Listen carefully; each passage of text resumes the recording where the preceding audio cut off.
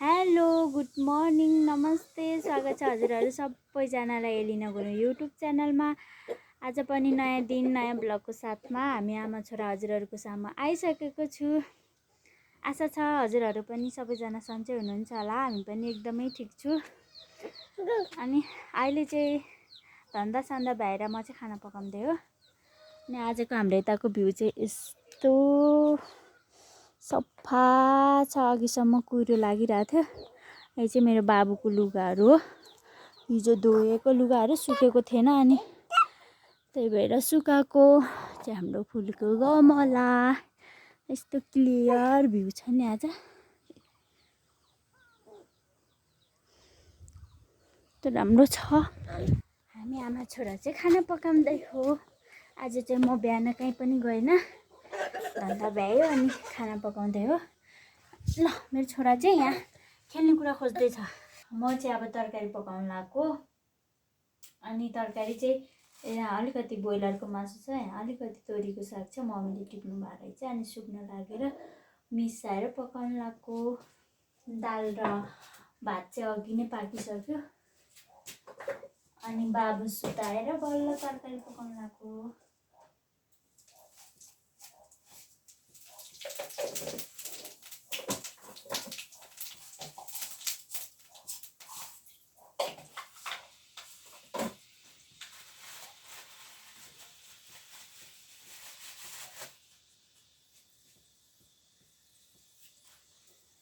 चिसो फ्रिजमा हालेको चिसो न चिसो छ।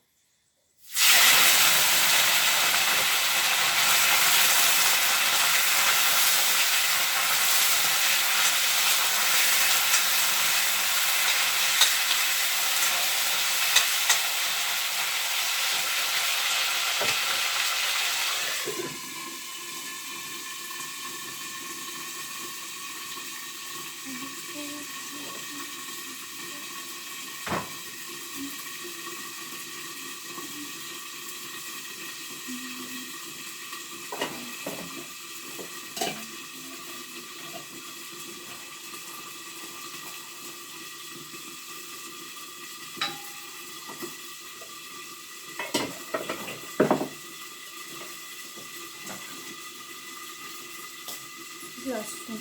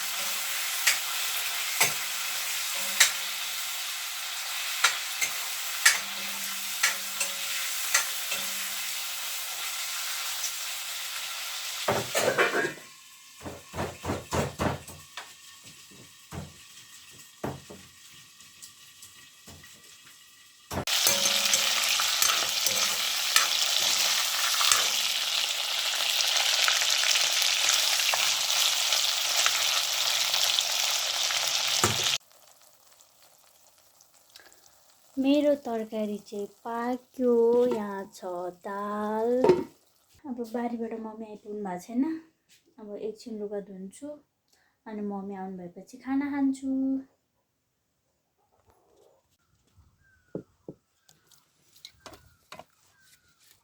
घाम पनि चरक्कै पोल्छ हौ। अब त मामा कस्तो चर्को घाम लागेको हो।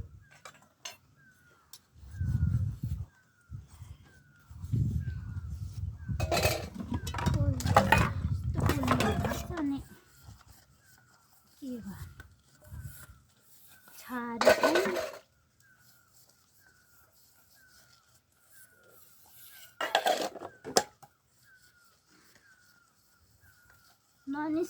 लाग्छ नि त फेरि लागेपछि।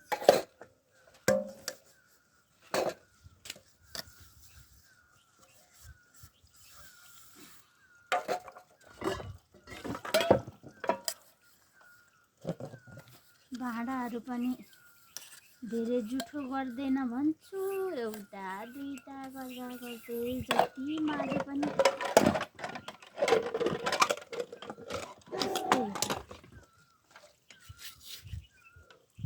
जहिले एक डुङ्गुर हुन्छ भाँडा।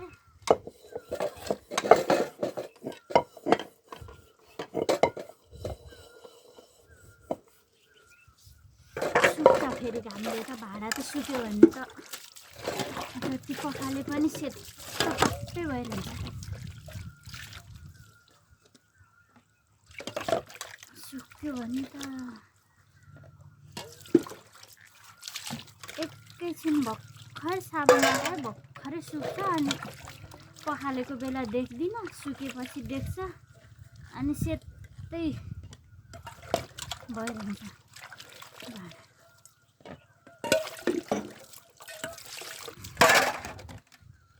त्यही भएर थोरै मस्काउँदै पखाल्दै गऱ्यो भने मात्र हो,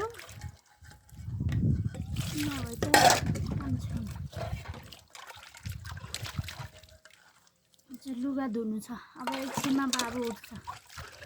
बाबु उठेपछि के गर्न पाउँदैन, कि त उसलाई नि सँगसँगै बोक्नु पर्यो, बोकेर नि मान्दैन फेरि। कस्तो आपत छ मलाई। घाम पनि कस्तो घाम लागेको, चरक चरक बोल्नु। सुकाइदिनु पर्यो।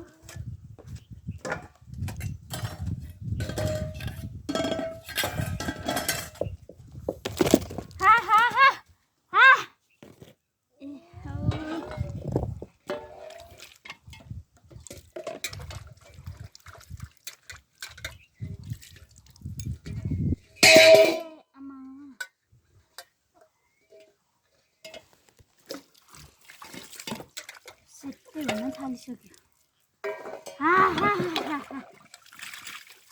यो कुखुराले फेरि जहाँ भाँडा पखालेर राखेको छ नि त्यहीँ आएर टेक्छ। अनि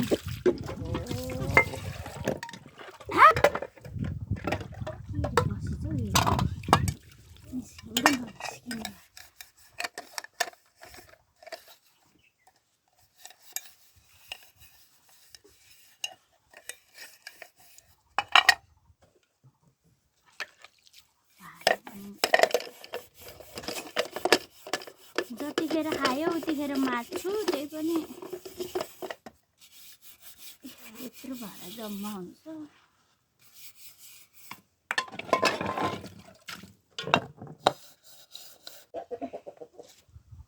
अब बाबु उठे छैन, लुगा पनि धुइहाल्नु पर्यो।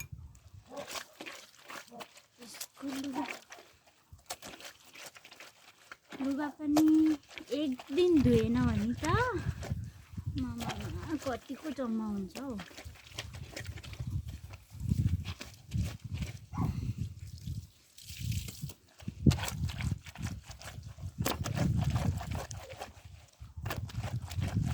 अब उठ्न लाग्यो जस्तो छ।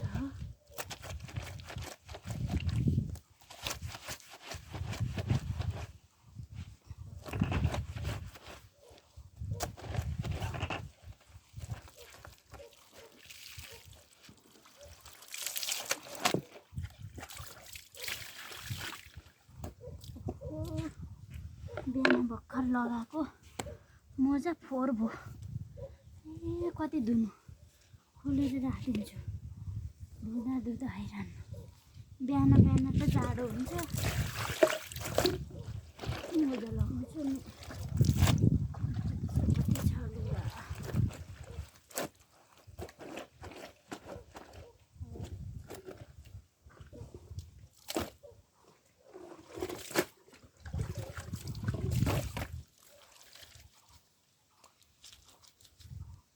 मोजा पनि एकचोटि लगाएपछि अर्कोचोटि लगाउनु हेर्न नहुने गरिदिन्छु मुटेपछि त चिसो भइहाल्छ अनि फोहोर लागिहाल्छ झक्क नि हिँड्छ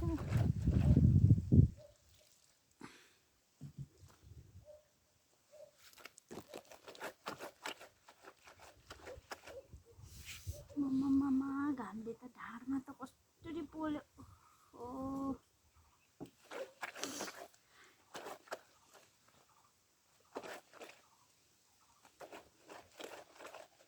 साबुन पनि सक्यो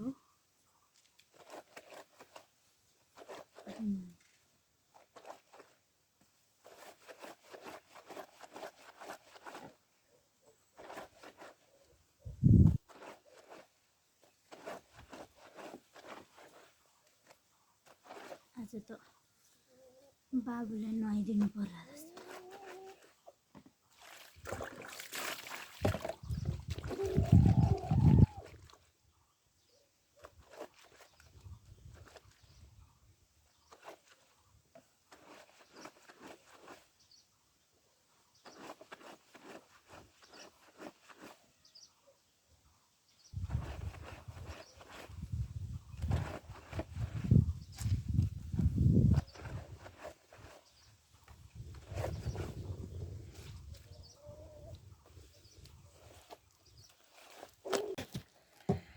म चाहिँ भाँडा माझेर लुगा धोएर पनि भ्यायो अनि ठ्याक्कै मेरो बाबु उठ्यो बाबु र म चाहिँ खेल्दै बसेको ऊ मुखमा के लगायो हेर छि छि छि छि के खाएर आएको होला हौ यस्तो छि फोरी सबैले कति फोरी हो भन्छ अनि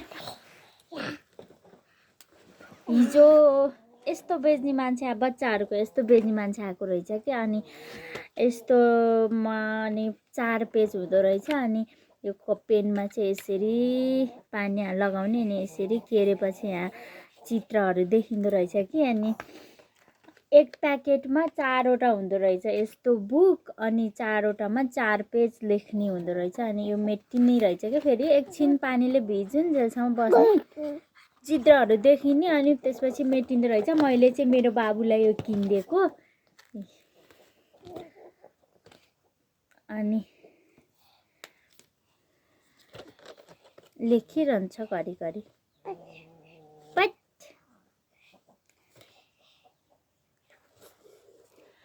कस्तो चर्को घाम लागेछ आम्मामामा अब मेरो सानो त नुहाइ गर्छ ओके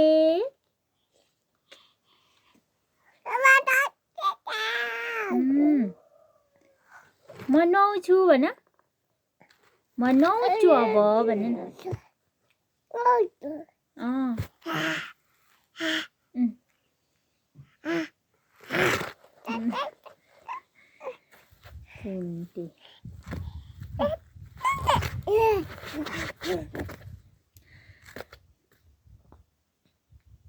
अनि आज चाहिँ म बिहान कहीँ गएन अब मकै छर्ने भनेको मकै छर्ने ट्र्याक्टर नि पाएन त्यही भएर पोलपाल पनि गरिसक्यो अब मल छर्नु मात्र बाँकी छ अब ट्र्याक्टर पाउनेको ठेगान छैन अनि अगाडि नै छरेर के नराखिरहने पानी पर्यो भने सबै बगाएर लान्छ अनि त्यही भएर म चाहिँ बिहान कहीँ गएन म घर बसेर खाना पकाइदिएपछि बाबु हेरेपछि मम्मी तल लसुनहरूमा पानी लगाउनु जानुभयो अनि अहिले चाहिँ हामी आमा छोरा खेल्दै बसेको भने खेल्दै बसेको भने मैले चाहिँ छोरालाई नुहाइदिइसक्यो अहिले चाहिँ यहाँ खेल्दैछ